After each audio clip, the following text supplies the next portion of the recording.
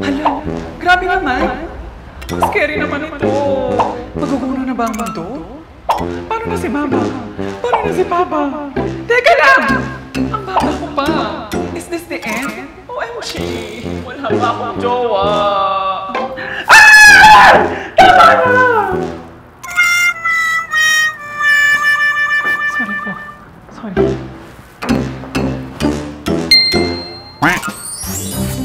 Deserve natin maging malaya mula sa takot at pangamba. May magagawa ka. Kasama ang kanilang mga partner organization, naglunsad ang Greenpeace Philippines ng Courage for Climate Campaign. Isa itong signature drive na naglalayong maipakita ang puwersa nating mga matatapang na naninindigan para sa ating kapaligiran. May 3 mahahalagang bagay na magagawa ang pirma mo sa petisyong ito.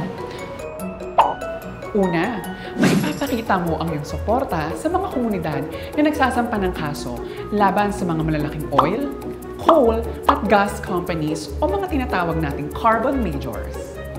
Kung sakali, makakatulong ang mga kasong ito para mabago ang dynamics ng paglaban natin sa climate change. Pangalawa, mapapalakas mo ang panawagang mapabilis ang pagsasabatas ng Climate Accountability Bill o yung tinatawag natin Klima Bill. Kapag ganap ng batas, makakatulong ito para mapanagot ang mga carbon majors.